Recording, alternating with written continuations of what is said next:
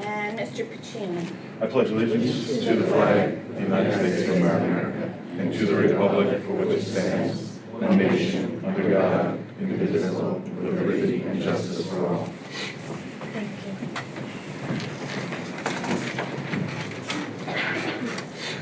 you. Now, I have to point out the emergency exits. There's signs here in case of an emergency. Please go out and exit and go to the outside.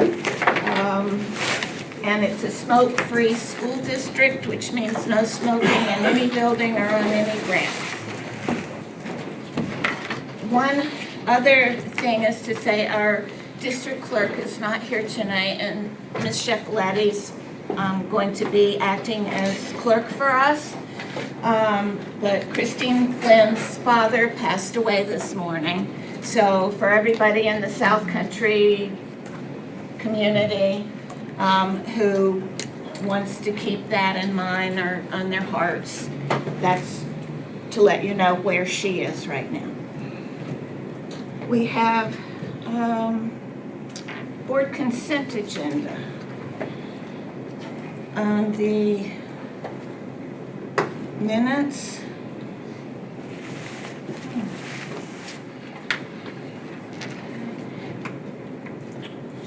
that's going to be for C1 and 2. Whoops.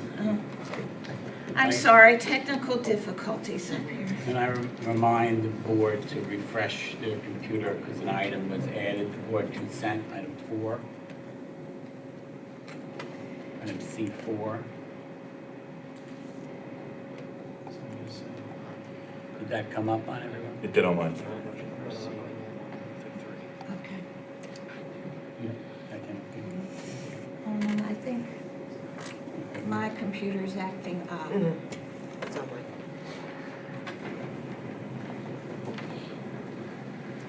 that's not.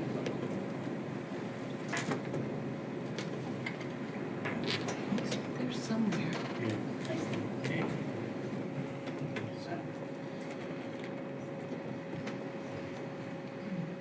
Okay. On the consent agenda, do I have a motion to approve items C1 through C3?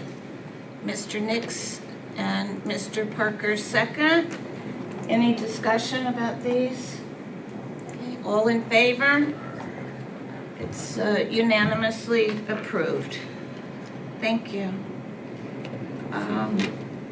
Let's see. And also, we have an additional item of C4,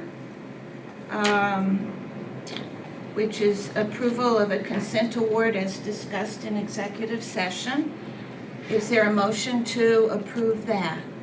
Mr. Trent, and then second by Mr. Nix. Any discussion? All in favor? That's unanimously approved as well.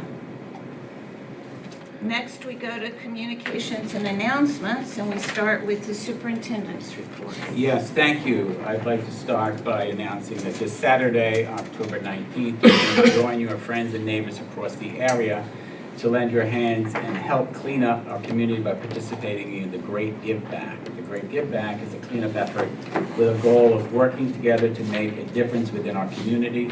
The effort is co-sponsored by the Brookhaven Free Library and South Country Community Leadership Network. For additional information or to sign up, please contact Jamie Papandrea, the director at the library, and that's Brookhaven Free Library. This Thursday, October 17th, tomorrow, at 5:30 p.m. will be the first meeting of the school year for the class of 2033-34. I will be meeting future students with their families to tour our new early childhood center at South Haven. This group has been meeting a couple of years now in an effort to bring new parents and future classmates together in a relaxed setting where they can learn about our schools and a variety of parenting and early learning topics. And finally, those of you who frequent central office may have noticed the student artwork that beautifies our hallway has changed. That is because we are preparing for our second annual opening reception of the Central Office Gallery. The reception will be Wednesday, October 23rd at 7 p.m. If your schedule permits, please join us when we celebrate our young artists as well as their teachers who guide them. And that is all I have to report. Thank you. You're welcome. The next item is trustee and advisory committee report. Should we start, Mr. Trent? First, I'd like to offer my condolences to Ms. Flynn's family during this difficult time. I attended the Health and Safety Committee meeting on the 3rd, where we discussed vaping and how those products are affecting our students and what are some of the things that we're doing to combat that issue. We had a great discussion. I also stopped by the high school for the prep rally. I was excited to see so many young people excited for sports and whatnot. I also attended the ending of the Hispanic celebration event at the middle school. And also I'm wearing a college t-shirt because it's district-wide college t-shirt day. And that's all I have. Thank you. Mr. Parker? Oh, hi, everyone. I attended several meetings this week, last week. I don't know where I am. Anyway, last night was last night I was at the PTA meeting at the middle school. A very lively discussion on things, and I'm sure there will be some discussion about that tonight, so I'm not going to talk about that. I was at the Finance and Facilities Committee meeting, which I found very interesting. It was my first. We talked about budget. We talked about different things. Dr. Gurgis did an excellent job. I thought, where is he? I thought I saw him a minute ago. Oh, there he is. He did an excellent job on explaining just things in general, what we need to know as board members about the finances, taxes, just a lot of things that I was very excited about being there. Thank you very much again for that, Dr. Gurgis. There was one other thing that I attended. I can't think of it now, but maybe it'll come back to me later. But anyway, it was, I found the meetings that I've attended so far to be extremely important. Well, I can't tell you how much I enjoyed just learning so much about this community. And thank you all for electing me. Can I jump in on your Very good. your committee Finance? meeting? Because there was one thing they talked about that I thought Ms. DeSanto would be very glad to hear about, and that was the improvement for exterior lighting at the high school and the additional parking spaces out front. So it was good to hear it raised at that advisory committee meeting. Thank you for the update. Mr. Nix? I'm happy to hear that GSA Club at the high school did some events for National Coming Out Day on Friday. So I was very pleased for that. Thank you, Dr. Gianni, for letting me know, and Principal Hogan for that, and Ms. Conk, who leads that club. I wanted to let everybody know that the drama production is going to be, I'm probably stealing Ms. DeSanto's thunder here, I'm sorry, I'm realizing. They're doing a drama production of The Games of Foot. It's going to be $10 at the door next Friday and Saturday, November 1st and November 2nd. So I hope you'll attend those productions, really showcase the talent that our students have and the drive that our faculty has to push for our students' best achievements. Also, I'll report a little bit on this at the next meeting, but I'm going to Kramer Street Elementary School on Friday to read to various classrooms. I'm going to be spending like half the day there, so I'm excited to tour around the school with Principal Clark and get to see the kingdom again. And that's all I have. Okay. I'm gonna just keep going around the table, so I'll Sure. go ahead if that's okay. I told all of you at the last meeting about something I've done for the first time ever in my life, and I've decided I'm gonna try to make a pattern of doing that every month, before each meeting. So the things that I've done since then that I'd never done is I went to a girls' volleyball match at the high school. And you're gonna say, how is it that I never did anything like that? Well, when I was in high school, there were no varsity sports for girls at all. That's one thing. And then when my children were in high school, I had boys, so I went to boys' sports. So I got to do that. I've also been going to PTA meetings, and since I'm the liaison at the South Haven School, I went to the class parent tea, which was very well attended, a lot of energy in the room. It is amazing how excited they are about their various fundraising projects and looking forward to having something special in the classrooms as a result. I also went to the PTA meeting at that same school last night at Brookhaven Elementary, and got to attend their book fair. And again, I saw some different parents, but also people who are clearly excited to be there. Both times I took the opportunity to let them know, not only am I the liaison to the board, and each school has a liaison if need be,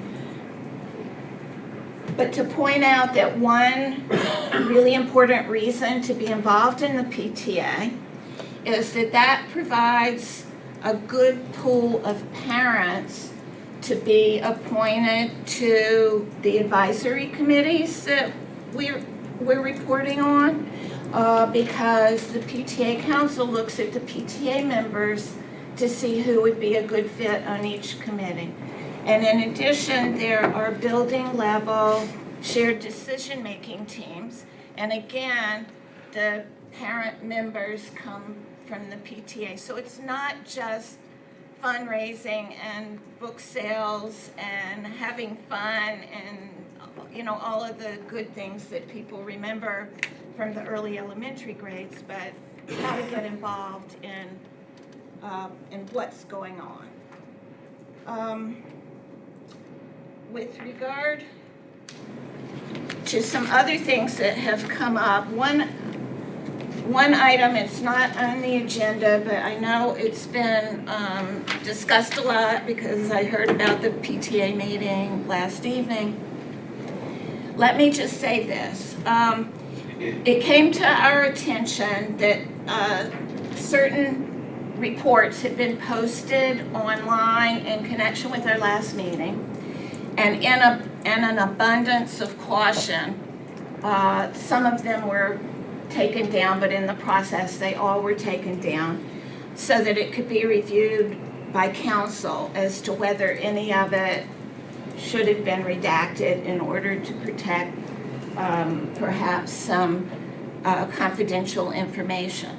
And so it's brought to our attention also that the board needs to have discussions about some policies that maybe need to be implemented with regard to posting certain things like audit reports, external audits, internal audits, and we'll be taking guidance from our attorneys with regard to that.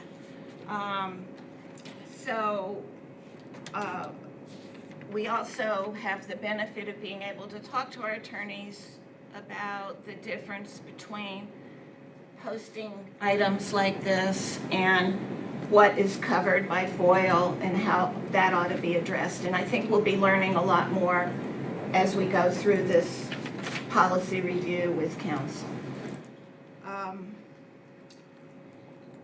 Let's see, Mr. Pacini, anything new for you to report? No, I have nothing, thank you. I'll just make it quick. I did attend homecoming. I was very excited with the energy from homecoming. I actually had to shuttle children back and forth because so many children wanted to come.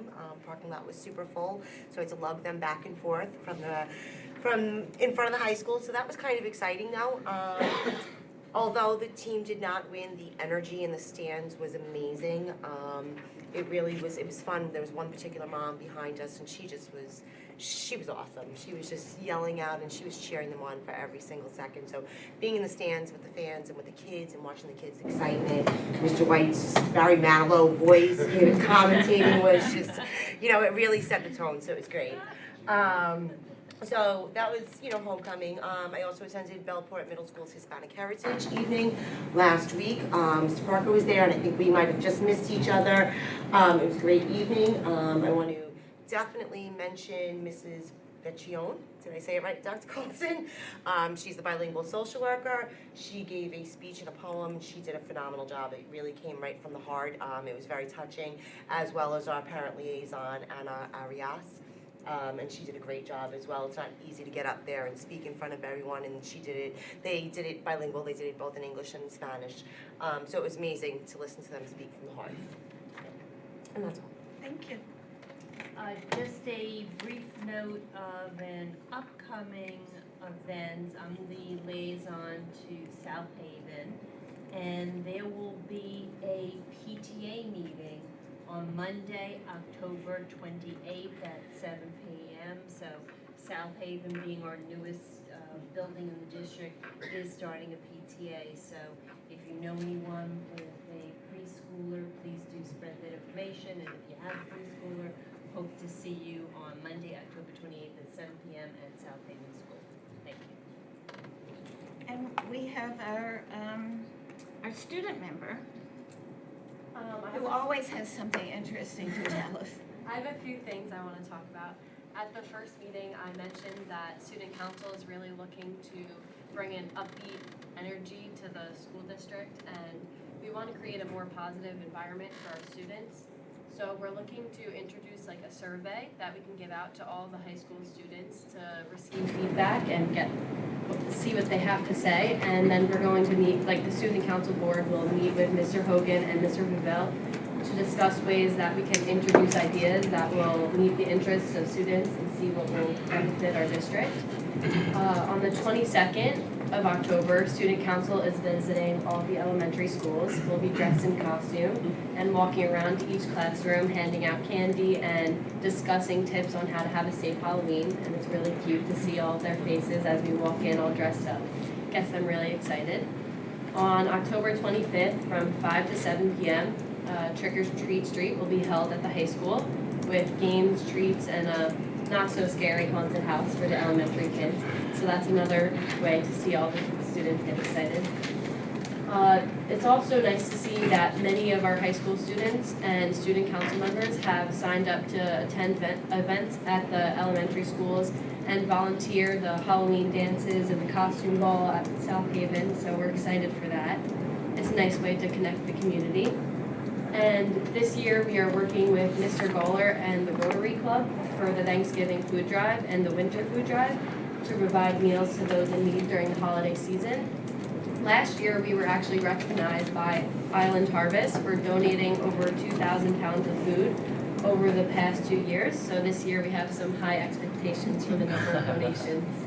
That's all I have for now. Oh, well, that was a lot, thank you. That was a lot to cover. But you reminded me of something from the PTA meeting I went to at Brookhaven Elementary.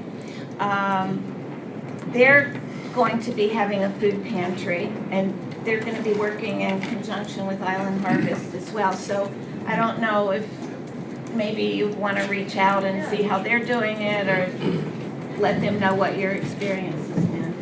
That's great to hear. Okay. Next, we have to do guide to board meetings. And this is the one where our section is open for public commentary. And it's for agenda items to begin with each public or member of the public who wants to speak on an agenda item that public member will have 3 minutes. I think we have, are these, none of these are agenda items. We have, okay. So the cards that I have so far are for things that aren't on the agenda, and that will come up later after we've gotten through the business portion. But if anybody right now wants to talk about an agenda item, we need a card and then you'll be called up to speak. All right, items for discussion. That's you. Yes, so the first item for discussion is a presentation on the district's recruitment and hiring practices. It's been prepared by Mr. Briggs and reflects our practice and procedures here in the district when filling vacancies. This evening, Mr. Briggs will make that presentation, so I will turn it over to Mr. Briggs. All right, thank you. Thank you for having me here to show one piece of what the HR office does. Tonight, we're going to talk a little bit about recruitment, hiring, and retaining employees district-wide. It's going to be a brief overview, and recruitment, hiring, and retaining employees is directly linked to Board Priority 4.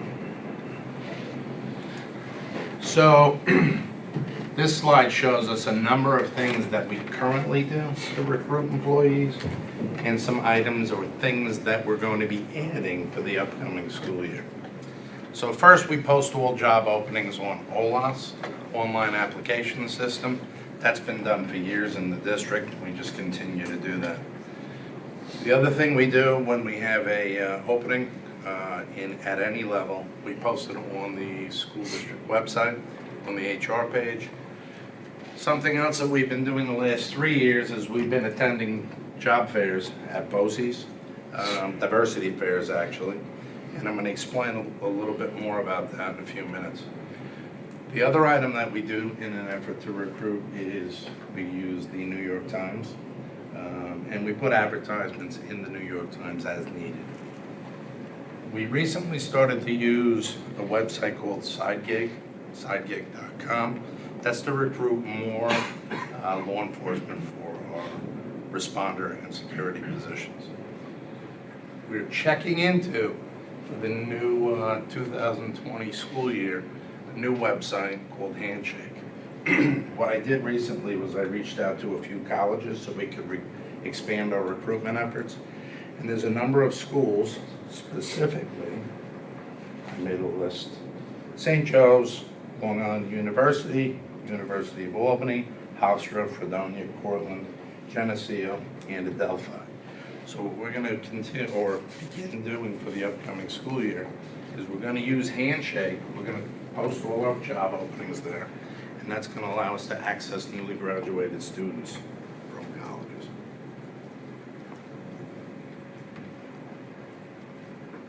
In addition to using those items, those platforms, we're going to be continuing with our membership at Eastern Suffolk BOCES in a consortium. We belong to a consortium for several years now, and when we have an opening for an administrative position, we post it there. They put it on their website, and at the same time, they put advertisements in the New York Times as part of that consortium. There's 4 times a year that we can use that. Those 4 times are fall, twice in the winter, spring, over the summer we don't do anything. Those postings, if for some reason we can't access in a timely manner, we can put our own ads in the New York Times. One of the other things that we're going to be doing is now participating in the St. Joseph's College Job Fair. That's going to be new for the 2020 school year.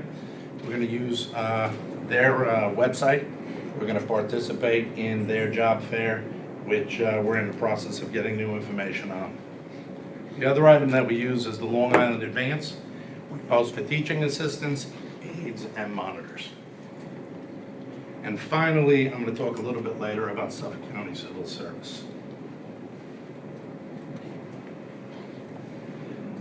The career fair. Last year, 2019, we attended on April 13th. That's offered every spring. What happens with the career fair is BOCES reaches out to us. They ask us what openings we have, what we're looking for, what certifications we're looking for, and they set up appointments for certified teachers to meet with us on a specific day. We take a team to, last year it was a centralized, so we take principals, we take directors, myself, last year I believe Mr. Small participated, and we interview, we screen candidates. As the candidates come in for a scheduled appointment, we get their resume, we see what their qualifications are, what their experience is, and then if they're a qualified applicant, we put them in the pool for an interview with our round one committee. So once we get past the recruitment process, we start the hiring process. And this is a list of what we do, what we've been doing for the last several years. First, we have to determine the need for a position. The need for the position is determined through conversation with building administration, cabinet, superintendent, board of education, and as we determine that a position is needed, we then have to figure out what the funding is for the position.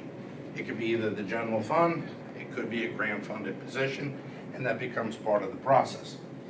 Then what we do is we post the job openings on those sites that were previously discussed. Upon posting, once the posting closes, and it's usually open for maybe 5 to 10 days, we take the list of applicants and resumes and we forward those applicants to the committee chair. I'll explain what that means in a few minutes. Now, new for 2020, we're going to take a more active role in the recruitment process or in the screening process prior to the candidates being forwarded to the committee chair. What I think we're going to do, I was speaking with Dr. Gianni, and we're going to have an open day where we do all screenings here at Central Office.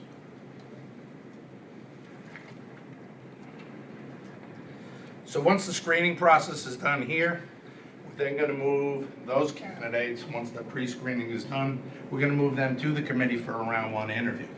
And we've been doing this for a number of years. At the round one interview, once they're scheduled, and we follow the hiring manual, which I'll get to in a moment, demonstration lessons. These round one interviews are conducted, and as part of that process, demonstration lessons may be conducted but are not required. The round one committee then ranks all the candidates. Once those candidates are ranked, they move those candidates and that ranking sheet back to central office. Before that list comes to us, reference checks are completed by the committee chair, and the ranking sheet then comes over. Certificated positions and round two interviews in the final process. Once those positions, the list is forwarded to us, the round two interviews are scheduled by the personnel office. All the ranked candidates from the round one interviews will be interviewed by the round two committee. The round two committee consists of myself and Mr. Small or the assistant superintendent for curriculum. Round two candidates are ranked, forwarded to the superintendent for a final interview and selection. Once the superintendent selects the candidate, they're sent back to my office, the personnel office, to review the details of the position and to be offered the job or offered the position. If the candidate accepts the position, the superintendent recommends the candidate for hire to the Board of Education on the personnel agenda. All higher level candidates interview with the Board of Education, meaning principals and directors. The next few slides are just samples of things that we use.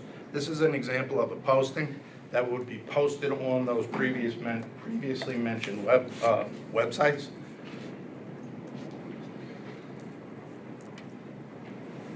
This is a sample candidate list that we get from OLAS, the online application system. This is a sample candidate list from the internal applicants that would apply on the HR website. This is our hiring manual, and the hiring manual is, I believe, 38 pages long, so I'm gonna touch on a few pieces, but it's really an overview of what I already touched on a little more detail. This here discusses or shows the process of developing or determining if there's a vacancy. Then going through the interview committee, it actually shows you right here, over here, the committee makeup for each of those interviews. This is the detail in the hiring manual related to the pre-screening process, interviewing of candidates. Page 5 talks about demonstration lessons. A little hard to read. Then moving those candidates to HR. Page 6, offering the employee a position.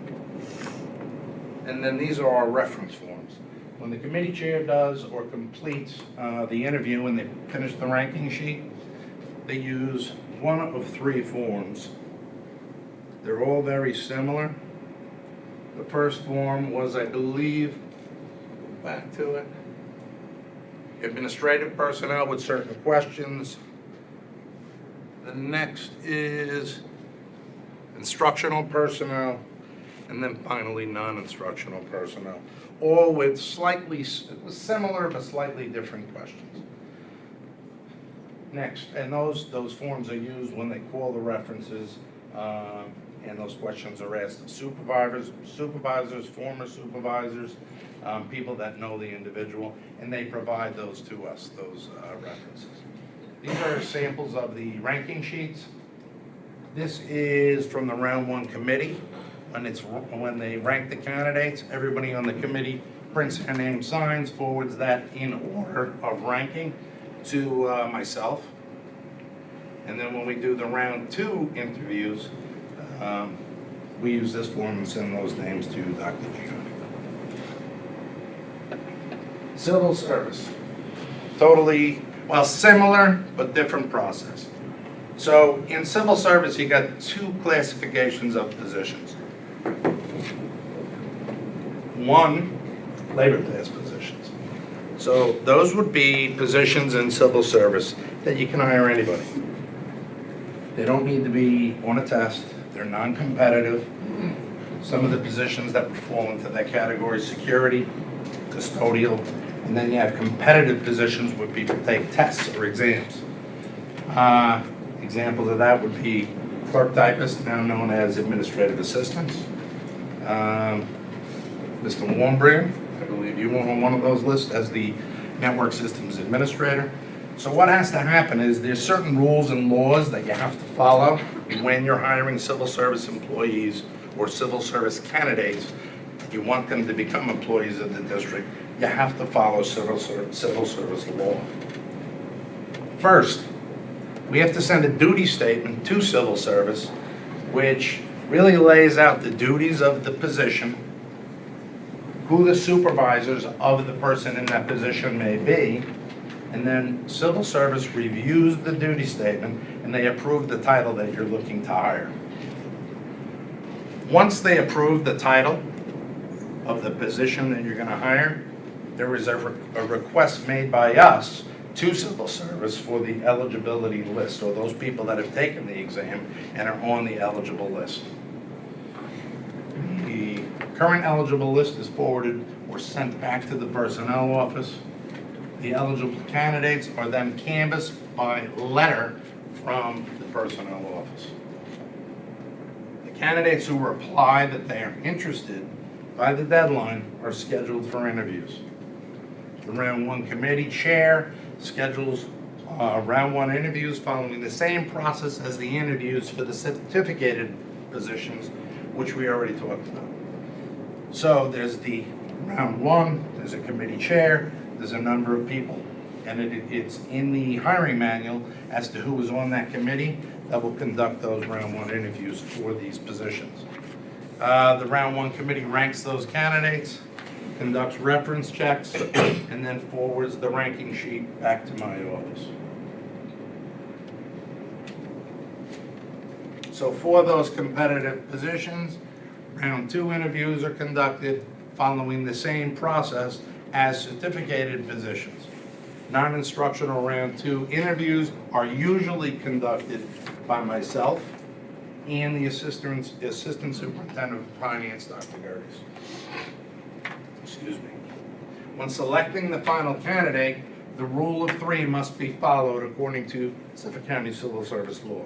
What that means is if we have a group of people that scored 100, a group of people that scored 95, 90, and you want to go to somebody that you really like that had an 85 on the exam, and someone in that first group, the first 3, is interested in the position, you can't drop down to the 85. You have to hire somebody in the first group of 3. And that's a rule. The top candidates from the round 2s are forwarded to the superintendent for selection, offering of a position, and recommendation to the Board of Education for hire on the personnel agenda. All candidates selected for hire or recommendation to the Board of Education receive a letter from the personnel office thanking them for their interest and informing them that another candidate has been selected for the position. This would be a sample of the civil service duty statement that we send in. We fill it out, and then we get it back once it's approved. This would be the other form that we send to civil service, request for certification. Once we put that in, they've approved the position, they send us back the eligible list. This would be a sample eligible list from civil service. It has, some of it has been removed, names, addresses, and their score. From there, we can send the canvas letter. This is a sample canvas letter that goes out, explains the position, has the dollar value, what we're going to be paying the individual, and it has a deadline that they have to respond by. If they don't respond by the deadline, they will not receive an interview. And this is the sample of the unsuccessful candidate letter that goes out, and it doesn't go out until the candidate, the selected candidate, is board approved. The next piece for tonight is retention. And I know that's a concern that the board has had and discussed. So anybody that works in the district receives contractual benefits, and they apply to all hired as full-time positions, and they belong to one of the following bargaining units: the administrators, the SCAA, teachers, the BTA, teaching assistants, the BTAA, civil service, CSEA, and we have the guards now, South Country Guards Association. So anything that's negotiated in those contracts is a benefit that a member receives. Additionally, the district provides professional development, which is scheduled and offered to all employees district-wide. That's all groups, not just teachers. There's professional development for teachers, for anybody that works in the district. We also conduct yearly tenure review meetings. These meetings are conducted for all probationary teachers in the district in an effort to support all new hires. What we started to do several years ago is mid-year, we talk to the principals, we talk about any concerns that there may be related to an untenured or probationary teacher's employment, whether it's classroom management, lesson planning, and then we sit down and we try and guide those untenured teachers as we go through their 4-year tenure process in an effort to support them. In addition, regular observations and evaluations are done on an annual basis in an effort to provide feedback to faculty and staff to recommend areas in need of improvement and to provide commendation for recognition of good effort to all employees. We provide mentors by law for all teaching staff. And when a staff member resigns for any reason, we conduct an exit interview. They're conducted in an effort to acquire suggestions for improvement. This is a sample of the exit interview form. Has their name, position on the top. We talked to them about returning, any technology. We talked to them about, suggestions they may have for improvement. And then when that is complete, the exiting employee signs, I also sign, and it goes in their file.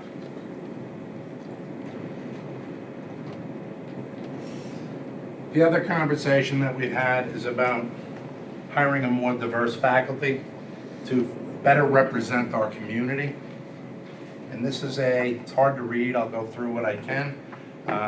But from July 2013, these are the statistics for those candidates that have been hired district-wide.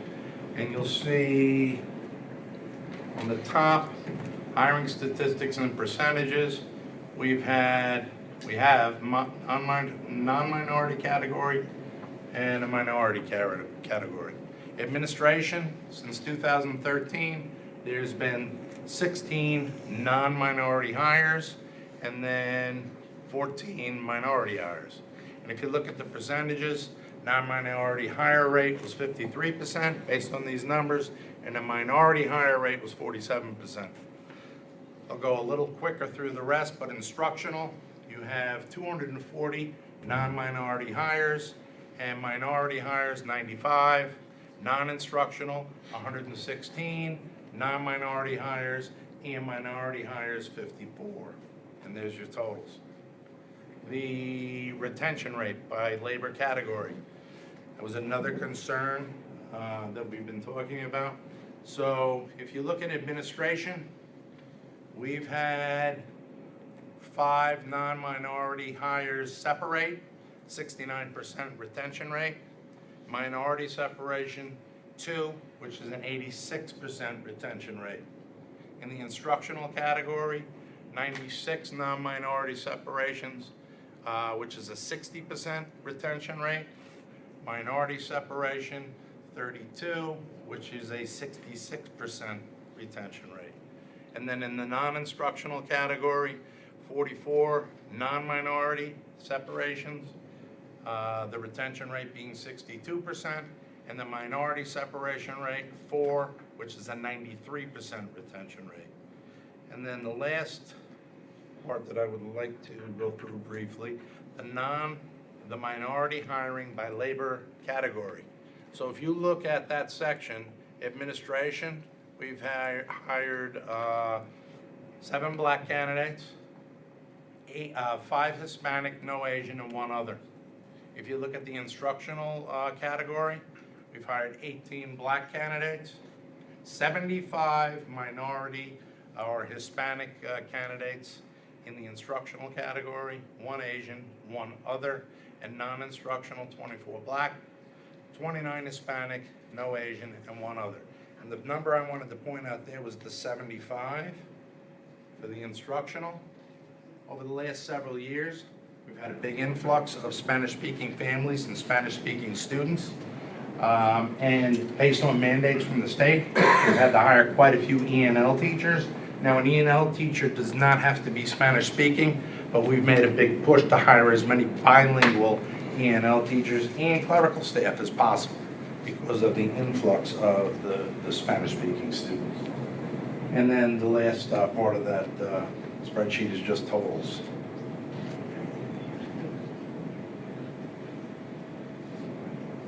There we go. And that's it.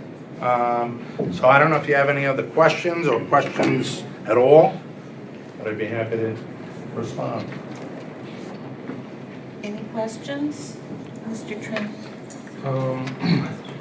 Is the interview process the same for current employees? What do you mean current employees? When you go through the first interview, second interview, third interview, Yeah. is that the same, you follow those same steps if a current employee applies for a position? A current employee, depending. It depends on what the position is. So I need an example. Like a teaching position? If they were a teacher, want to be Yes. an administrator? If there was, I'll give you an example of something we had recently, teaching assistants. Sometimes teaching assistants will apply for a position once they become certified teachers. They don't automatically get moved forward, but they get put into the pool and they're part of that same candidate group. What we do try to do is if they're already working here as a teaching assistant, just like we do with the building subs, we do try to get them interviews, at least get through the round one interview. And if they make it, they make it. I have another question. Yep. Are exit interviews always conducted? Yes, what happens is, as soon as we get a letter of resignation, my office schedules the person for an exit interview. There have been times where the candidate has not made themselves available to meet with me. They may resign today and they're leaving tomorrow as their last day. We schedule it and they don't show up for the exit interview that we scheduled, or they decline. But I would say 99% of the time, they do show up, but they are scheduled for everybody. Retirees, people that leave for another position, anybody that goes. I have a series of almost unrelated questions. Go ahead. My understanding is that some years ago, there was like a recruitment and retention committee that specifically worked on reaching out to other sources of possible candidates. It doesn't sound like we have that anymore, is that right? No, I don't believe that's been here since I was here that I'm aware of. You know, I don't know how long ago that was. Okay. I don't know. It must have been quite a while because no one at the table seems familiar with that concept, but I'm just wondering if there are other sources of potential pools of people, you know, whether you have reached out to, say, professional organizations, and since I don't know the names of them and haven't researched, I don't know, but there may be, say, an organization of Hispanic administrators or bilingual administrators, for example, a professional organization. Have you given thought to contacting any professional organizations like that? We could do that. That wasn't in the plan for the upcoming year, but anything can be added. One of the things I did do, which I mentioned earlier, was the website Handshake that I mentioned. What I had done was I reached out myself to a couple local colleges. And I said, we would like to send you our job postings for any upcoming graduates that are going to be in the teaching profession. And you know, sometimes people think that, you know, they're coming fresh out of school, they won't have the experience. But, you know, I was focusing more on getting the more diverse, I guess, applicant pool. That's a better reflection of our community. So when I spoke to them, they told me that they participated on this website, Handshake. So I got the information for that. We're in the process of registering for it, because once you register, you select the schools that you would like to have your job postings posted to. So you have to email them. We've heard back from probably half of the schools that I had mentioned on my list. So they have to respond and they have to accept you. So we're still waiting for a few. So that was new. BOCES has been a big help with the consortium that we belong to over the last several years. They do post our vacancies for administrative positions on their website. And also new would be the St. Joe's College Fair. So in addition to the BOCES College Fair. So that's, you know, the things we've done today, but there's other options. Do you know if any of the New York City colleges are on the Handshake website, or is there a way to reach out to all of those colleges as well? What 'Cause I was listening, but perhaps missed some of the ones you mentioned, Oh, but it sounded mainly Long Island and some of the SUNY colleges, but I'm wondering about New York City colleges as well. We have not reached out to them. What I would have to do is go to the site, which I can do, and see what city colleges are participating in Handshake.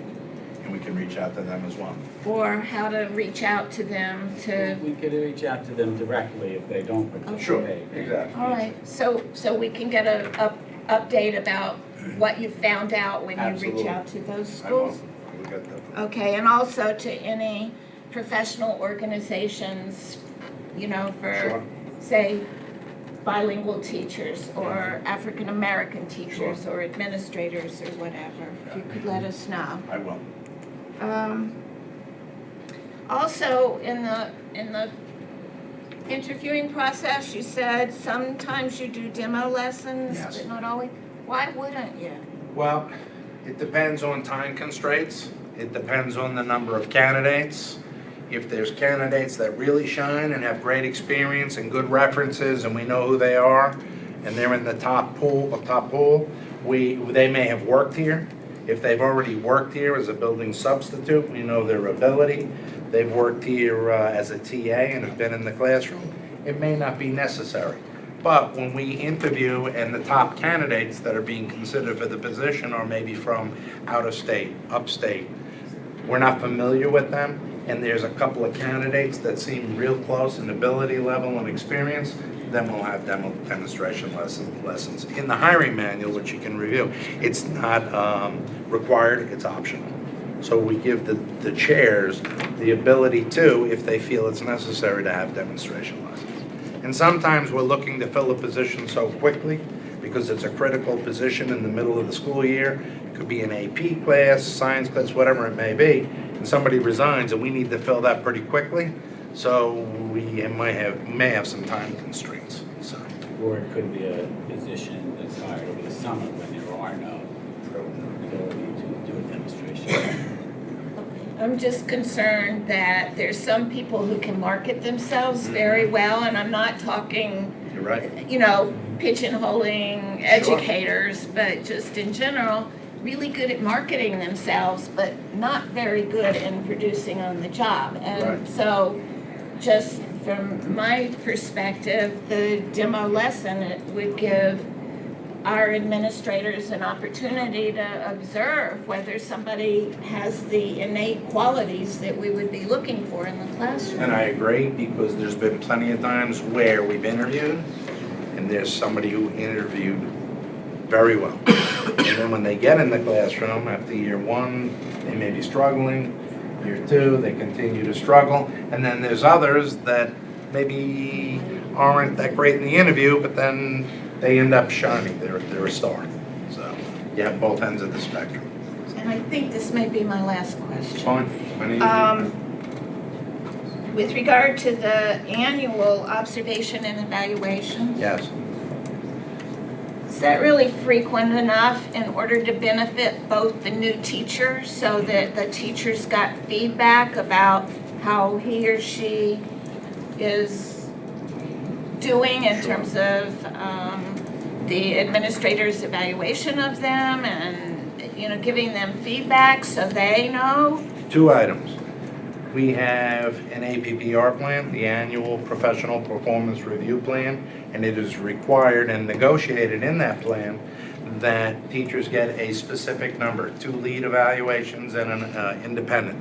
They have to have those 3 if they're untenured. If they're tenured, they get 2. So that has to happen. There's a pre-observation conference, there's an observation and a post-observation conference. So when that's all done, they get their written evaluation. We keep track of that on another platform, Oasis. So those are required, but an administrator isn't limited to just those. If there's any other concerns, things they want to go see, they can go in addition to that and observe more.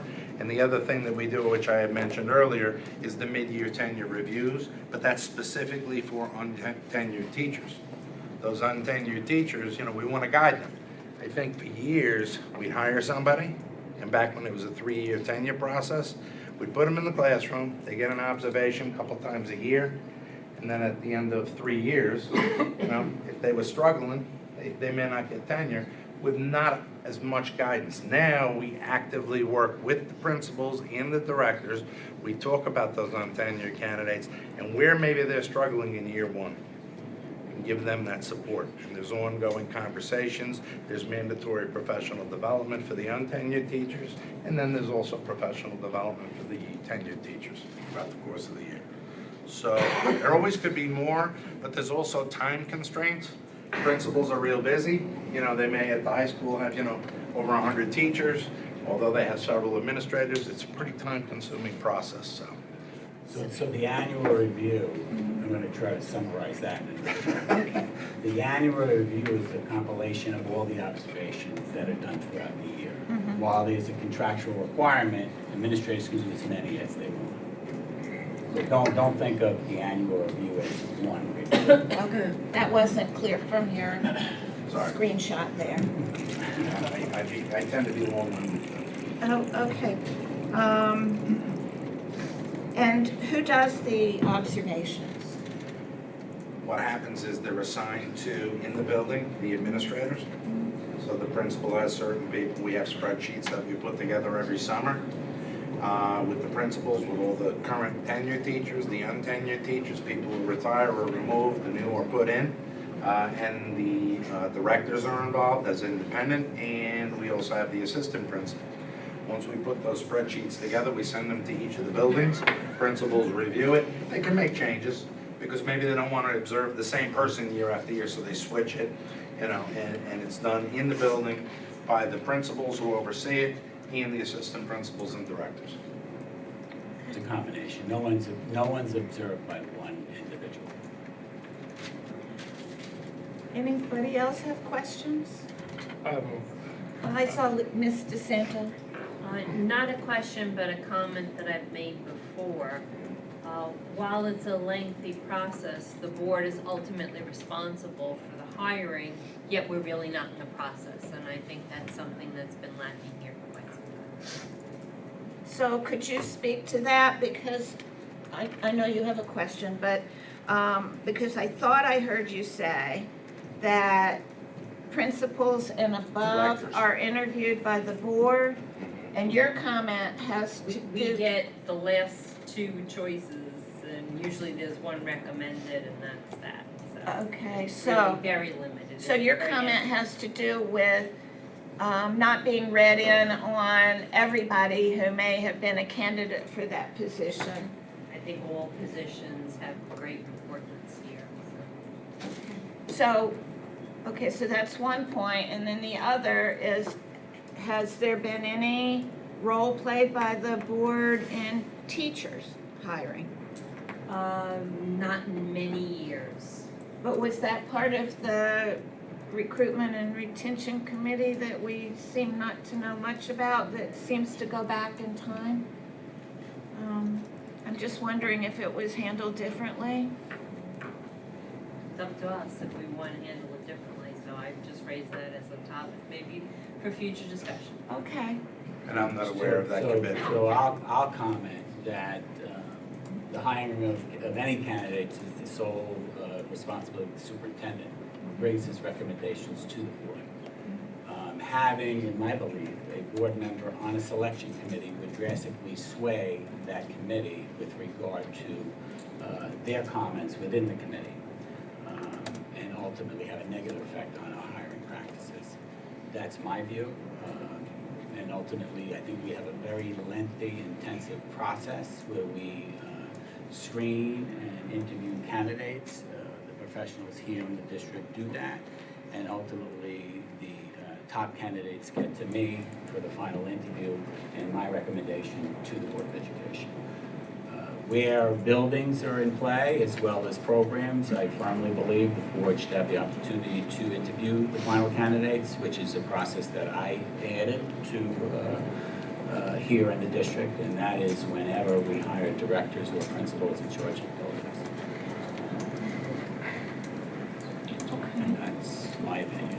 Okay. And my comments, I think, were a little different than Ms. DeSanto's, because what I had in mind is any kind of community input. Because I have a neighbor who let me know that in years past she had actually been on the committee, and I hadn't had a time to pin her down to find out exactly when it was and how it worked, but it did seem that there were more people at one time involved in this than there are now. If I can respond briefly to that, I know that when there's been principals hired in the past, there has been a parent committee that Dr. Gianni has Yes, put together. That's what we